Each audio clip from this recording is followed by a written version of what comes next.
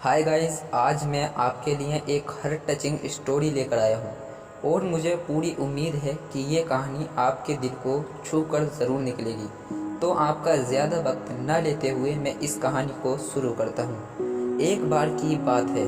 एक बार एक अध्यापक एक संपन्न परिवार के शिष्य के साथ कहीं जा रहे थे, तो उस शिष्य को कुछ मजाक सूझी क्योंकि उसको रास्ते में किसी गरीब मजदूर के जूते दिखाई दिए। उसने अध्यापक से कहा, गुरुजी, अगर हम इन जूतों को छुपा दें तो कितना मज़ा आएगा। देखते हैं कि मजदूर पर इसका क्या असर पड़ता है। अब उसको तो मजाक सूझ रहा था, लेकिन गुरुजी ने कहा कि नहीं, गरीब इंसान के साथ इस तरह का भद्दा मजाक करना ठीक नहीं है।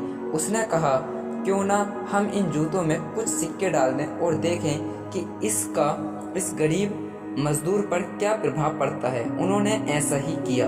जैसे ही मजदूर अपना काम करके लौटा और उसने एक पांव अपने जूते में डाला तो उसको कुछ कठोर सा महसूस हुआ। उसने अंदर हाथ डाला तो उसको कुछ सिक्के दिखाई दिए। वह थोड़ा आश्चर्य में पड़ गया। आसपास किसी को देखा तो कोई भी दिखाई नहीं दिया। वापस उसने दूसरा पैर अपने जूते में डाला और वापस उसने कुछ सिक्के दिखाई दिए।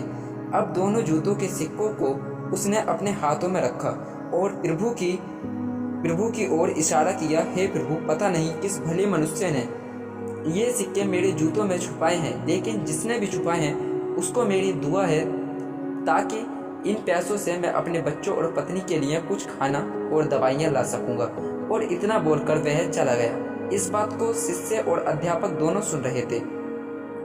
अब अध्यापक ने शिष्य से पूछा कि अब तुम मुझे बताओ कि तुम्हें कैसा महसूस हुआ, तुम्हारी पहले वाली मजाक या मेरा यह तरीका।